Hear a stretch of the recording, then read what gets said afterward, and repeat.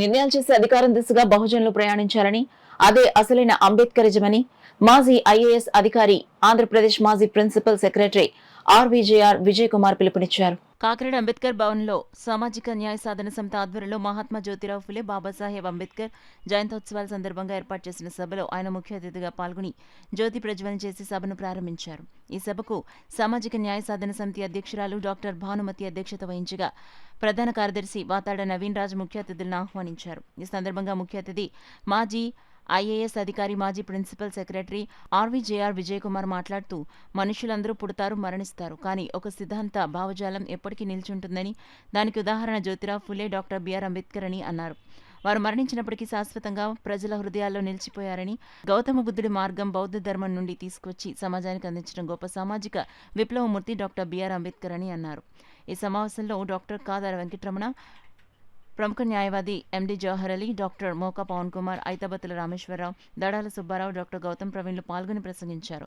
ఈ సభకు అధిక సంఖ్యలో బహుజనులు, సామాజిక న్యాయ సాధన సమితి సభ్యులు నూకరాజు, పృథ్వీరాజ్, బషీర్, కాశీ ప్రేమ్జ్యోతి, రాజా సత్యనారాయణ హాజరు కాగా అంబేద్కర్ భావజాలకులు పిల్లి రామారావు వందన సమర్పణ చేశారు.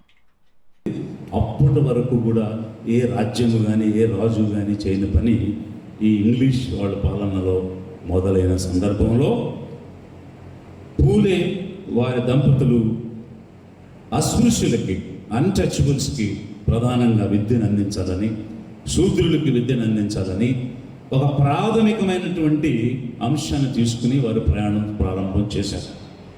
అంటే ఎందుకు ఇది ప్రస్తావించాల్సి వస్తుందంటే, ఇక్కడ చాలామంది డాక్టర్స్ ఉన్నారు, మనకి ఒక డిసీజ్ యొక్క సిమ్టమ్ అండ్ ఇంపాక్ట్ మనకు కనిపిస్తుంది, కానీ కాజ్ ఏంటి అనేది మనకు తెలియదు. సో మందు దేనికి వేయాలి, ఎందువల్ల వచ్చిందో ఆ రూట్ ఏంటో, కాజ్ ఏంటో తెలుసుకుని దానికి కదా మనం మందు వేయాలి. చెట్టుకున్నటువంటి వేళలో జబ్బు ఉంటే ఆకులకి మందులు వేస్తే జబ్బు పోతుందా? పోదు. ఎక్కడ జబ్బు ఉందో, జబ్బుకి కారణం ఏంటో అక్కడ మందు వేస్తే అప్పుడు దానికి విముక్తి కలుగుతుంది.